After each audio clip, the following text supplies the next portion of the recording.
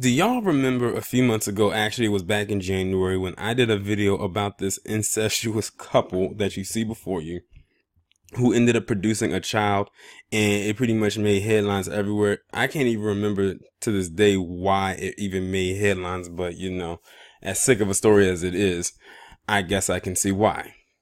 Well, now this story has resurfaced. When I saw the picture of the girl of the woman, I said she looks so familiar, like I've spoken about her before, because I couldn't really put my finger on when it came to this guy right here. But this couple, if you want to call them that, her name is Katie Plato and his name is Stephen Plato. He is I'm trying to get this right now. I got it confused the last time.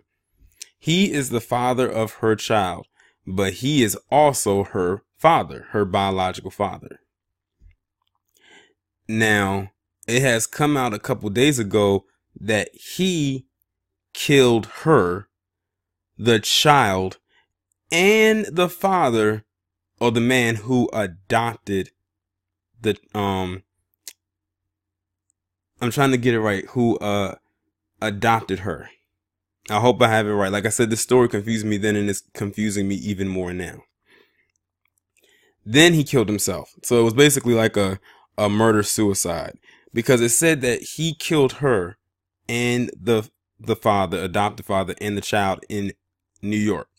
Then he drove to another state in which he killed himself. No, he killed them in Connecticut and then drove to New York and then killed himself. Like I said, this story is very confusing. I'm just going to go ahead and read this article. It says a man who had been accused of marrying and having a child with his biological daughter killed her, the baby, and the woman's adopted father before fatally shooting himself in his vehicle. Stephen Plato was found dead in his vehicle in Dover, New York, several miles from the New Milford, Connecticut murder scene of his daughter Katie and her adoptive father. Katie and her adoptive father were found dead in a separate vehicle. Police reportedly responded to reports of gunfire around 8:40 a.m. when they found the two victims in a truck in an intersection on Route 7. A window in the vehicle had been shot out. They began searching for Plato's Honda minivan before finding him dead in the vehicle in Dover. Those deaths came after Plato reportedly killed a 7-month-old child in a North Carolina home. The child was found inside the home Thursday, officials said, but they would not specify where the body was found or the exact cause of death. Katie and Stephen reportedly lived in the home before authorities discovered their incestuous relationship.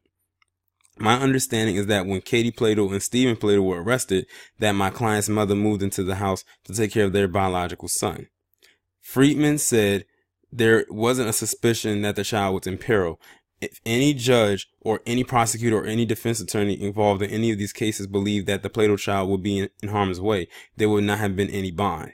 Stephen, age 42 of Knightdale, North Carolina, and Katie, age 20, were arrested January 27th, which is when I first learned about this whole story, and charged with adultery and contributing to delinquency.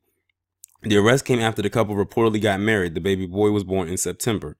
Following their January arrest, the father was let go on a $1 million bond, but his daughter remained in the Wake County Detention Center until late February, when she posted a $12,000 secured bond. According to the terms of her release, she was prohibited from contacting Stephen and was mandated to reside in New York with her adoptive parents. Yeah, that's what it was. She got adopted, and then she basically kept seeing this. She kept seeing him, but not on a father-daughter relationship. It was almost like on a lover-lover relationship. Plato and his wife Alyssa reportedly gave up Katie for adoption as an infant in the 1990s, but they all reunited in 2016 after Katie tracked down her biological parents via social media. Plato and Alyssa divorced in 2017, and then they immediately got into a relationship right after they got divorced, which led me to believe that something was going on, which probably contributed to their divorce.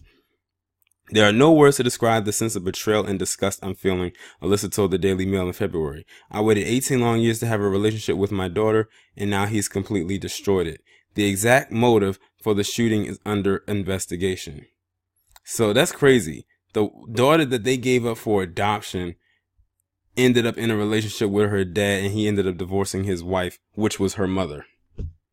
They had a child, and he killed pretty much the whole family. The only person left is his ex-wife. Like I told you, this story was so confusing, and it still has me confused even now. Like I don't think I can add anything else to this. It's one wild roller coaster of a story, but it still doesn't give a motive as to why he did it. But I'm like this: anyone who's crazy enough to divorce their wife to get with the daughter that they haven't seen in years or never even really met, to get with her, get married, have a child, and that's a recipe for psychotic right there, if you ask me.